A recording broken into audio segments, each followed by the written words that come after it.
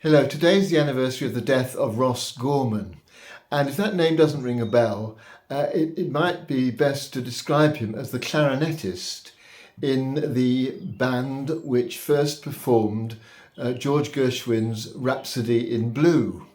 This was in a concert almost exactly 100 years ago on February the 12th, 1924, as part of an experiment, part of a concert called Experiment in Modern Music.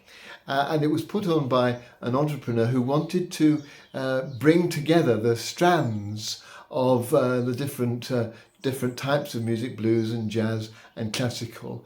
And he commissioned this piece from George Gershwin. When it was first performed, Ross Gorman made his own unique contribution. Gershwin had written the opening as a simple scale of notes going up one by one to the climax that led into the first entry of the piano.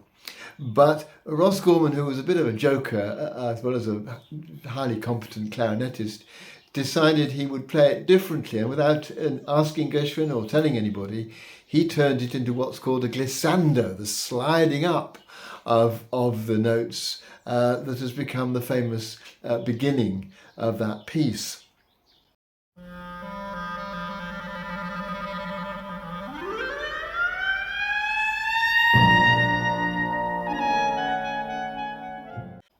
But it symbolised the whole approach to the music that was designed to be experimental. It was designed to enable people to play it in different ways and to respond to it in different ways, to be flexible. That was the nature of jazz. That it was improvisatory in many ways. Classical music had mostly been written down, and the point of this concert was to try and bring the two together and to make a sort of combination, an experiment, as the title of the concert says, in modern music. The Rhapsody in Blue has been picked up and was played initially by Duke Ellington, by Leonard Bernstein. Gershwin himself played a number of different versions of it. There wasn't any particular set way in which it had to be performed, but now it has become ossified, if I can put it that way. There is a classical version, this is what it sounds like, and this is how it should be played. And so all the flexibility and all the improvising approach to it that was intended has gone out of the window.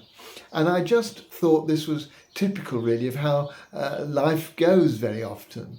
That something which starts off as being exciting and creative because it's going with the times and you're being flexible and open to what's happening around you, it can become turned into a routine which remains, as indeed the Rhapsody does, a beautiful thing, but has lost some of that initial energy and excitement. And I thought it was worth today just checking to make sure there was nothing in my life that had become ossified in that way. Something that perhaps originally used to excite me and give me extra energy and now has become much more part of routine. There may be things that's happened to, in which case maybe we could try and recapture some of the original energy, or maybe on the lookout for something else that we can bring into our lives that's exciting because it's new and flexible and challenging and open to see how it goes and how it moves, rather than being predictable. As Rhapsody in Blue has become. And so thank you, Ross Gorman, for your initial desire to make a joke and to make fun out of this piece of music. Let's follow his example and try and find new things in our lives that are exciting, give us new energy and are good fun.